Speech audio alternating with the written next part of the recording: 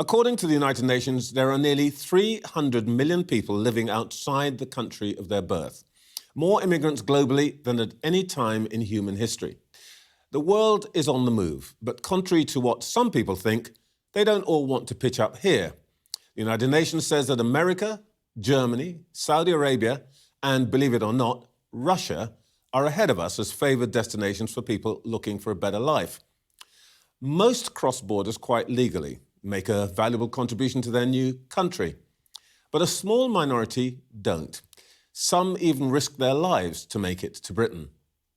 This weekend, we hit a milestone that the Prime Minister somehow forgot to mention in his big speech last week.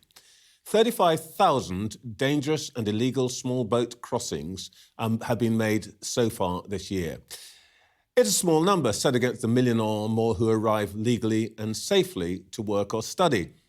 But it presents a major challenge that no recent government's fully met, to convince the electorate that it is us and not the smugglers who decide who comes and goes. Let's start this morning with the government. I'm joined now by the Border Security Minister, Angela Eagle. Good morning. Morning, Trevor. Before we get on to illegal migration, can we talk about the story that's emerged this morning, Prince Andrew and the Chinese person who's been barred from entering the country? What can you tell us about that individual?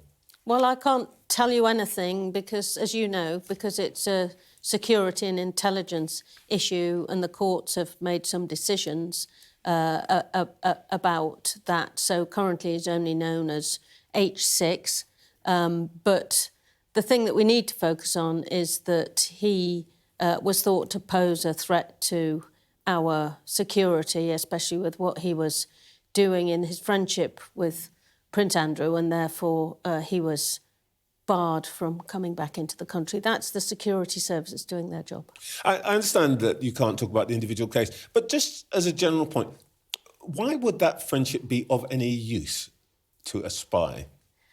Well, there are all kinds of things that spies are sent to various countries to do and to establish friendships with people of influence that might then be useful later on is often one of their modus operandi, and they're very they're not short-termists.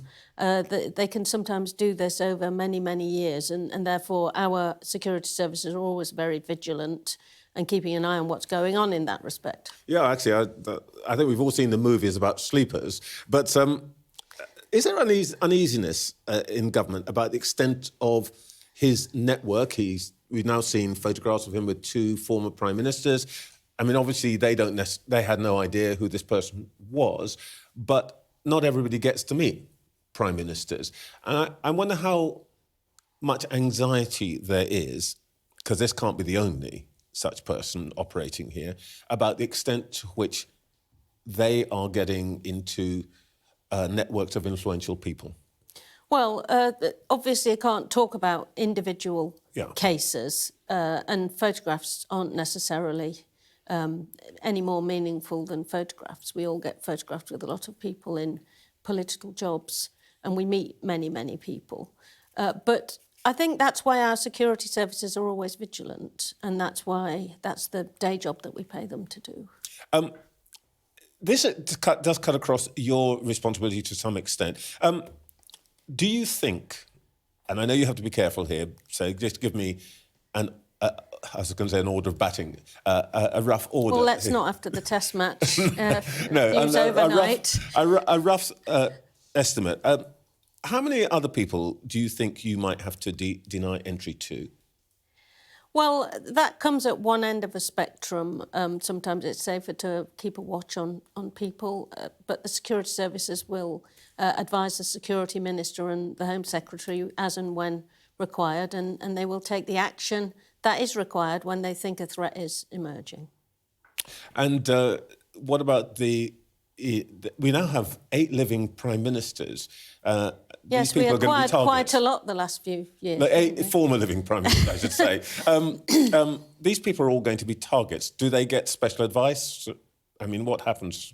Well, I mean, obviously, ex-prime ministers do all get protection, and people keep an eye on them if the security services became aware that there was a potential issue, I'm sure that they would give any potential target, including ex-prime ministers, advice. But obviously, it's important also to be sensible as an individual and be responsible for your own behaviour. I don't quite know how to answer this question, so I'll just ask it directly. Is this latest eruption of Prince Andrew into the headlines an embarrassment for us as a country? I'm not going to comment on the internal issues with the royal family. I don't think that's appropriate. Everybody knows what's happened. They know the action that's been taken, and they can come to their own judgment. All right, let's talk about your area of responsibility. It looks as though the number of people coming across the Channel in small boats is going to hit 35,000 this weekend. Now, the majority of those have come since you took office. We've had storms, temperatures dropped over the last 3 months. Yeah, last Thursday was the busiest December day ever, we think. That was partially because we had 9 days with no arrivals. Yeah, but okay. And what happens when you have what happens when you have an industrialised, people smuggling, gang-related issue going on at the borders is there gets to be pent-up demand when you can't cross, and then if there comes a day when it's likely that you can, you're likely to get more than you normally would. Indeed. So this is just why we have to tackle the gangs. Indeed. Well, what happened to smashing the gangs? They seem resolutely unsmashed. Well, the first thing to say is they're established, very well established, and they have been allowed to industrialise their process with very sophisticated supply lines all the way through European countries. That's why we are doing what we're doing to come to agreements with Germany. We had the Calais Group meeting last week, chaired by the Home Secretary and her German counterpart, with the French, the Dutch and the Belgians. We need more cooperation cross-border operationally, which is why we've set up the Border Security Command. But I'm not going to sit here, Trevor, and say that when you're presented with something that's this well established and this sophisticated, that I can get out a magic wand and wave it and it'll all be OK in 5 months. This is a tough job. It will take time to do it. It'll take good operational cooperation, good cross-border policing. That is why the Home Secretary was in Italy, coming to a joint agreement about taking down some of the financial structures that the gangs use to finance their activities. I want to come to that. And so bit by bit, we are going to dismantle It's perfectly fair for you to say that you've got to take time. How long before we see these numbers coming down? Well, it's a priority to get the numbers down, but we've got got how long should we wait? We've got to get. We have to wait. We've got to get a handle on all of these operational things. So I'm not going to sit here and give you a date. We've had governments that have given dates about and figures about getting immigration down to the tens of thousands and then quadrupled it. So I don't think that people want a date snatched out of the air that nobody is confident that they can meet. What they want is to see steady, regular progress, and that's what we're going to give them. Well, respect. The government doesn't seem to be short of numbers and milestones and foundations and all the rest of it. The one number that you won't give us is the one piece of information you won't give us is when you expect to turn this around. Well, we've made a good start in 5 months. We've done a lot of international work with our partners.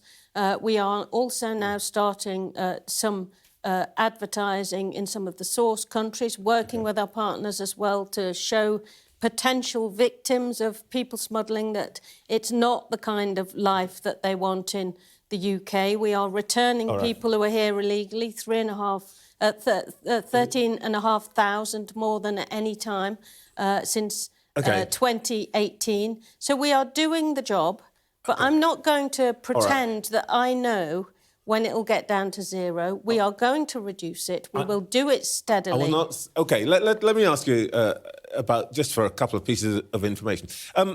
You announced that you've, as you said, returning more than 13,000 individuals. You've sent 33 flights abroad. Which countries are they going to? Well, there's a range of countries. But what are the top countries? Vietnam, Timor-Leste, Brazil. We got the first flight off to Nigeria, Pakistan, Albania, and a range of others that aren't charters but are the individual returns. So we came across a system where the last government had really stopped enforcing the results of asylum.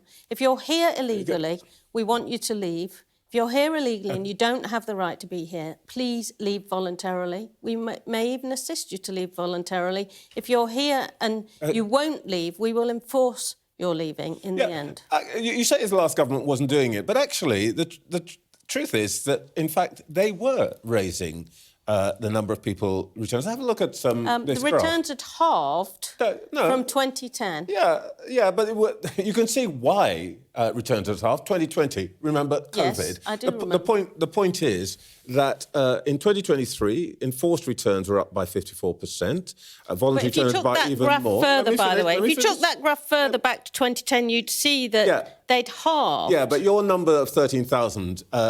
13,500 that you're claiming is about the last 5 years. And my point is that the numbers were going up under the Tories, and actually it's no embarrassment about simply saying that you are carrying on the trend that they established. No, we are. You're doing pretty much the same thing. We are doubling down on it. We've got far more people working on it.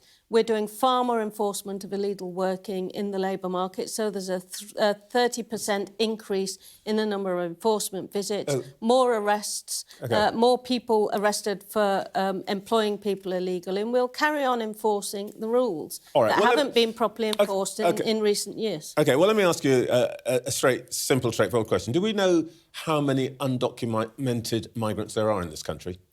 Well, it's not possible to know how many undocumented migrants there are. We only know the ones that we've come across. There are currently 107,000 people in our asylum system. That's the backlog that we inherited, which we're dealing with. But if somebody's here completely illegally and they got here illegally and we've never come across them, we don't know who or where they are. This is a genuine question. How is it possible to do your job if you don't even know how many people are encompassed in that job? Well, we know the ones that we've come across. You wouldn't think it, but about 70% of the people that are here illegally came here legally in the first place and have since gone illegal on work visas or overstayed student visas.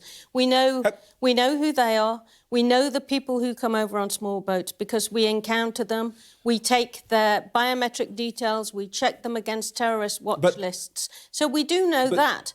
But you asked me a question about every single person in the country. No, I asked you, do you have a number for undocumented migrants? Now, in other countries, they can tell you that there are these number of millions. And there's research which is which has been done by universities and so on, which suggests it's something like 1 million in this country. And I wonder if you've asked officials to come up with an official number. Because you can see what the problem is. If you don't have a number, then other people are going to suggest all sorts of numbers. Yes. We publish more and more detailed statistics on migration in the UK than any other country. We just had a big publication of those statistics about that thick at the end of November, which revealed that the previous government had net migration quadrupled to nearly 1 million a year, whilst promising only tens of thousands. So there's plenty of statistics around. But if you ask me whether I know somebody who's sneaked in and has never come across the official channels, the answer is obviously we don't know. We know a lot, but we don't know everything.